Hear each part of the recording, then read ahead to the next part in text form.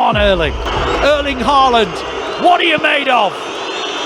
Sugar and spice and everything nice! We have seen this city before when they go on an incredible run at the end of the season.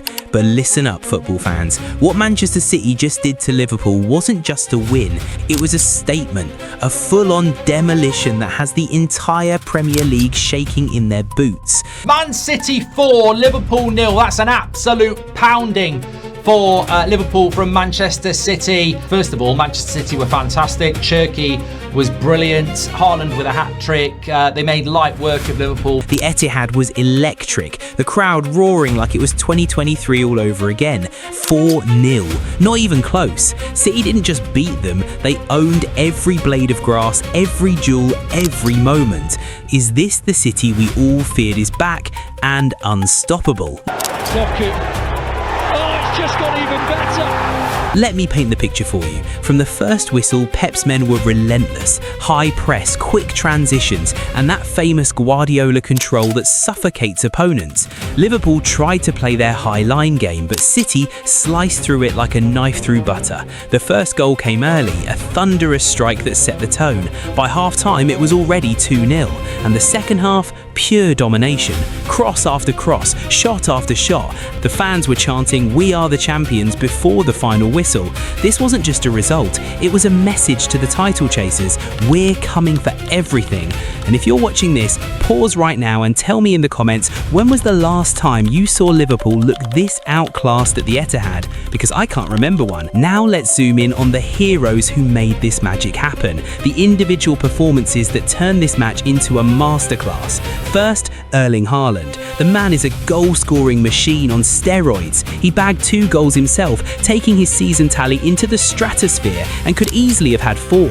That first one, a rocket from outside the box, powered by pure Norwegian thunder. The second one was classic Haaland, holding off 2 defenders, twisting and slotting it home with ice-cold precision. But it wasn't just the goals. His movement off the ball created space for everyone else. He dropped deep, linked play and bullied Van Dijk like the big man wasn't even there. Haaland's not just scoring, he's evolving into the complete forward.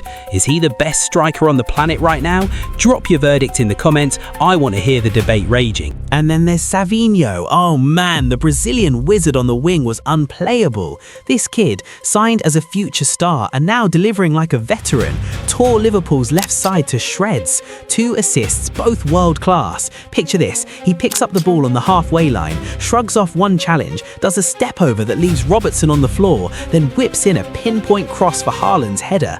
His dribbling stats in this game, 8 successful take-ons, 4 key passes, and he completed more progressive runs than the entire Liverpool midfield combined. Savinho's pace, his flair, that low centre of gravity, it's like watching a young Ronaldinho but with Premier League bite. He's not just contributing, he's the spark that lights City's attack on fire. Haaland gets the headlines, but Savinho is the one making defenders wake up in cold sweats. Who was your man of the match, the goal machine or the dribbling demon? Comment below and let's settle this. But none of this happens without the mastermind pulling the strings from the touchline, Pep Guardiola. How is this man motivating his squad to chase the FA Cup and the Premier League double when the season looked dead and buried just months ago? Let's rewind. City started the campaign like a side with a hangover from too many trophies, sloppy defending, injuries piling up, dropped points against teams they should have hammered. It was ugly. Fans were nervous, pundits were writing them off. Then came the Champions League heartbreak, knocked out in the quarters by a gritty European side who parked the bus and nicked it on the counter. That exit stung. Pep could have let the dressing room fracture. Instead, he turned it into fuel. In his post-match interviews, Pep's been crystal clear. We are Manchester City. We don't hide, we fight. He's drilled them on the training ground like it's pre-season all over again. Tactical tweaks, extra sessions, that famous Pep psychology where he makes every player feel like the most important man in the squad. Rodri's back anchoring the midfield. Pep's not just managing, he's inspiring. He's told them the domestic double is theirs if they want it bad enough. No more excuses, no more looking over their shoulders. This is the Pep we know, the serial winner who turns setbacks into silverware. Remember how poor that start was? Early losses to mid-table sides, questions about whether the dynasty was over. The Carabao Cup looked like their only lifeline. Then they flipped the script. Knocked out of Europe? Fine, channel the anger. They marched to the Carabao final and made a massive statement by beating Arsenal at Wembley. Arsenal threw everything at them, but City's resilience shone through. That trophy wasn't just silverware, it was proof they were back. The mentality shift was instant. They're destroying top teams, keeping clean sheets, and playing with the swagger of champions. The FA Cup is still alive, semis looming, and the Premier League race is wide open, but City are the ones with momentum. Poor start forgotten, Europe exit used as motivation, Carabao Cup win as the launchpad, Liverpool demolished as the warning shot. Who is going to stop them?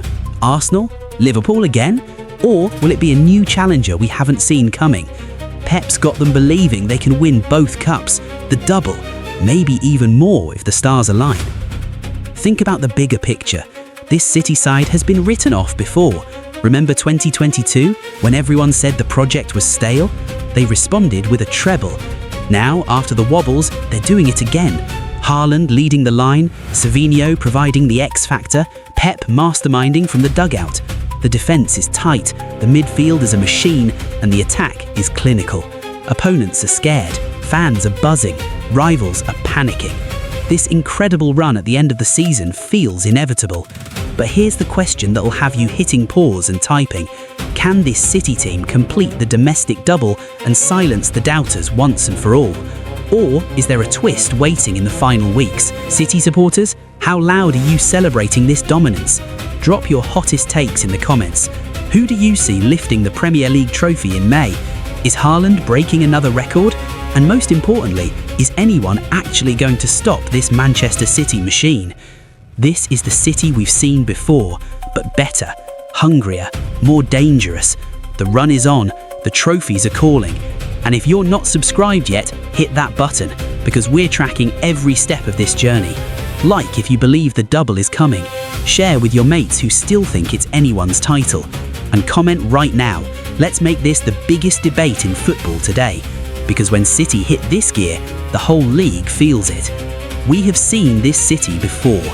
And trust me, you haven't seen anything yet. Slot will be sacked this summer. There's no doubt about it. Slot will be sacked this summer. It's just inevitable. It's a waiting game as to when. The ironic thing is today, and I don't know if, Kennedy will disagree with me, but we made them look good. Just sum up that win and how much it means to you in the club. It was a good win. The manager always says it's important to arrive at the right time. I think at the end of the season, it's big games, it's big moments, so it's important to arrive. And I think, against a really good Liverpool side, we did that today. Yeah, it's not easy. You come up against top players, against a top team, and you're going to have to suffer at times. And it's important that you stick together in those moments. For them not to create a chance is almost impossible. Do you know what I mean? With the quality that they have. But like I said, when you suffer together, when you go through the game, enjoying those moments and sticking together, then you can grow into the game. And I think we did that today.